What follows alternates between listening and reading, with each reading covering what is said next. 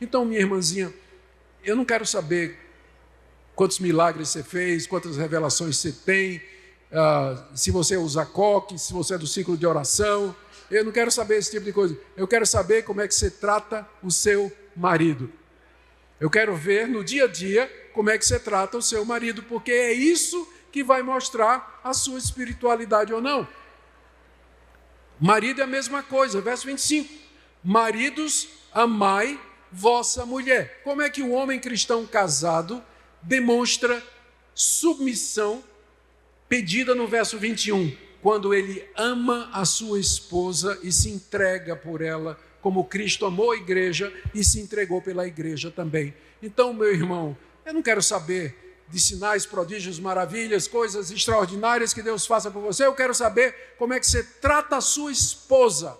É isso que vai mostrar de fato se você está cheio do Espírito Santo ou não.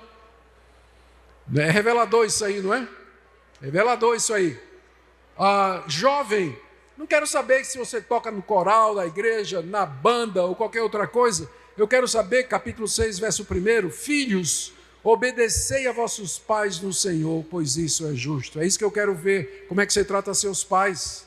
Como é que os jovens, como é que os solteiros mostram que estão cheios do Espírito Santo? Como é que eles tratam os pais? E como é que os pais demonstram isso? Verso 4. E vós, pais, não provoqueis vossos filhos a ira, mas criai-os na disciplina e na admoestação do Senhor. Nada como filhos e a criação de filhos para indicar o nível de espiritualidade dos pais. Agora eu tenho uma excelente notícia para as mulheres aqui. Em português, quando eu quero falar de dois homens que são pais, qual é a palavra que eu uso? Pais. Quando eu quero falar de pai e mãe, qual é a palavra que eu uso? Pais. Então o português tem uma mesma palavra para duas situações diferentes. Mas no inglês, por exemplo, é diferente. Se eu quero falar pai e mãe, eu digo parents. Se eu quero dizer dois homens que são pais, eu digo fathers. E em grego é a mesma coisa. Se eu quero dizer pai e mãe, eu uso a palavra gonés, significa genitores. Se eu quero dizer dois homens que são pais, eu uso pateres, de pater, que significa pai. Olha só que curioso. Aqui no verso 1, quando diz no capítulo 6, filho, obedecei a vossos pais, pais aqui é pai e mãe no grego. Mas quando chega no verso 4, e vós pais não provoqueis vossos filhos a ira, mas criai-os na disciplina e na admoestação do Senhor, são os homens. De quem é a responsabilidade de cuidar dos filhos e de educar os filhos? É do pai. Veja como a gente inverteu os papéis. É mamãe que faz isso, né? Não é mamãe que sandálias havaianas há 30 anos ajudando você a educar seus filhos? Não é mamãe que faz isso? Pois é, está errado.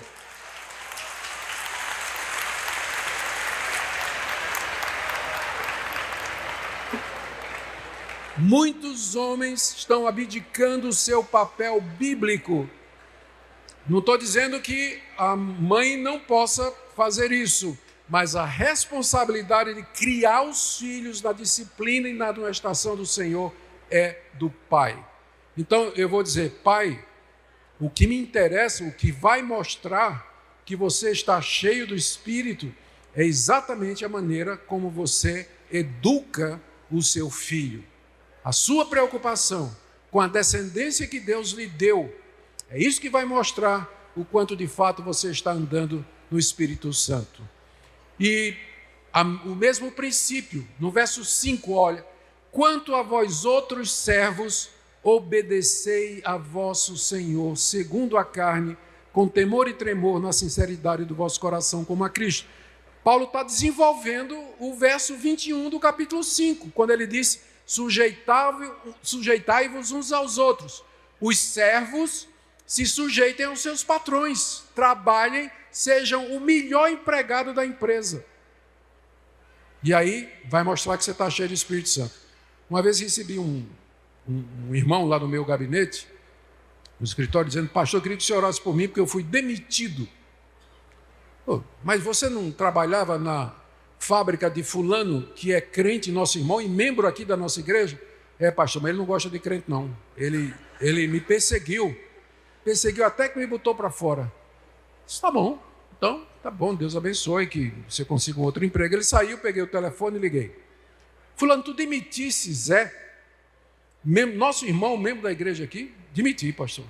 Mas como é que você faz um negócio desse? Pastor, era o pior empregado que eu tinha.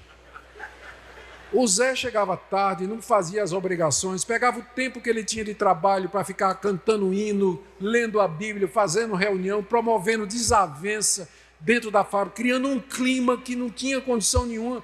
Era o pior empregado que eu tinha, pastor. Aí depois vai se queixar que foi perseguido por amor de Cristo. Foi não, ele foi demitido porque era um péssimo funcionário.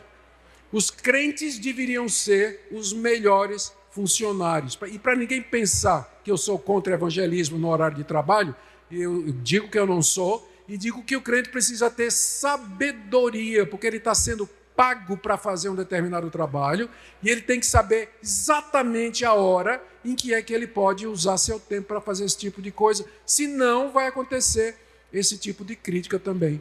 Seja o melhor empregado da empresa onde você trabalha. E aí você está cumprindo sujeição mútua e buscando a plenitude do Espírito. E da mesma forma os senhores, verso 9, procedei para com eles, deixando as ameaças, sabendo que o Senhor, tanto deles como vosso, está nos céus, e que para com ele não há acepção de pessoas. Perceberam como a plenitude do Espírito Santo, ela se estende a todas as áreas da vida, e que a visão que nós temos de que o poder do Espírito e a plenitude do Espírito se resume aos nossos cultos de domingo em nossas igrejas, como isso é reducionista, como isso diminui o poder do Evangelho, a pretensão do Evangelho é conquistar o mundo, é transformar o mundo pelo poder do Cristo ressurreto. Nós reduzimos isso aos nossos cultos de domingo, quando o apóstolo Paulo nos ensina aqui que a plenitude do Espírito tem impacto no meu casamento, na criação dos meus filhos e no meu comportamento durante a semana, no meu trabalho, quer seja como empregado, quer seja como patrão. Quando nós falamos de avivamento, tem gente que diz, o Brasil está vivendo um avivamento. Será, meu irmão?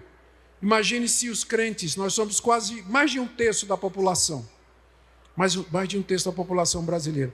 Imagine se todos os evangélicos fossem cheios do Espírito Santo, como está escrito aqui. Porque para mim, plenitude do Espírito é isso aqui.